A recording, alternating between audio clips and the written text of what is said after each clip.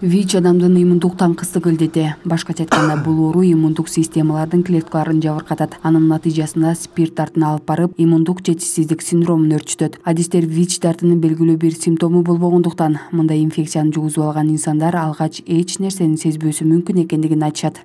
Өзүнө эле тиешелүү бир белгиси жок да. Бул илдетке чалдыккан адам билбей жүрө бериши мүмкүн. Анан кайсы бир убакта резко иммунитети түшүп кетет дагы.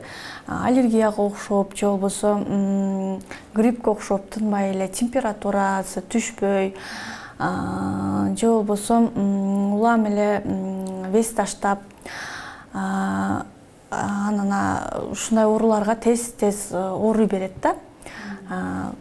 Эгерде ушундай белгилер болгон болсо, ар бир адам өзүнө жоопкерчиликтүү болуп, бир жолу текшерүүдөн өтүп коюш керек. ВИЧ инфекциясы адамдан адамга өбүшүү, кучакташуу, кол менен учурашуу, өздүк каражаттарды чогуу колдонуу учурларында жукпайт. Бул илдет ВИЧ менен ооруган инсандын организминен чыккан кандан же болбосо энеден балага кош бойлуулук учурунда өтүшү мүмкүн. Андан сырткары мындай дарт жыныстык катнаш аркылуу да жугат. Анткени менен бүгүнкү күндө аталган оору менен жабыркаган инсандар дарыларды өз учурунда кабыл кылса, башкаларга жугузуу жолдорун жокко чыгаруу мүмкүн экендигин дарыгерлер белгилешет.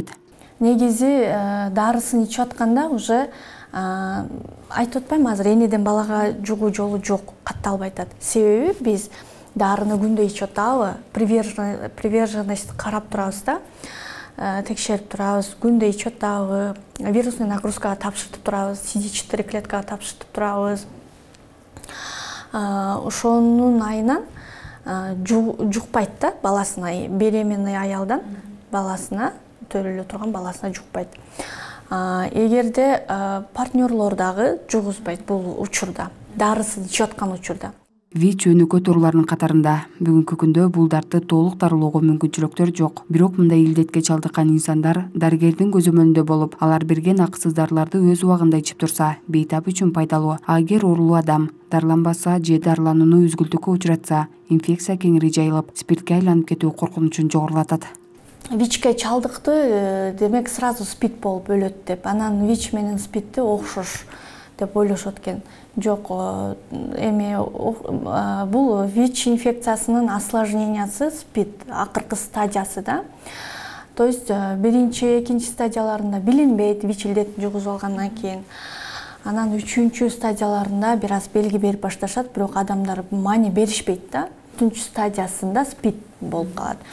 Бирок бул стадияда деле кээ бир учурларда биз адамда алып калсак болот, бирок бул учурда уже көбүндө иммунитет 0-го түшүп калат да, CD4 клеткалар уже 0 болуп калган үчүн алып калыш кыйын болот. БС и ВИЧке кан тапшыргансыздар.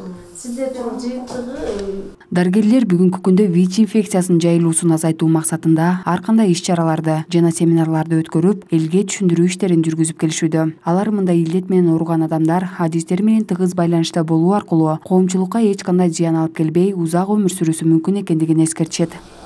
Акмарал Маликова, Самат Сайдамат уулу, Артан көрсөтүүсү.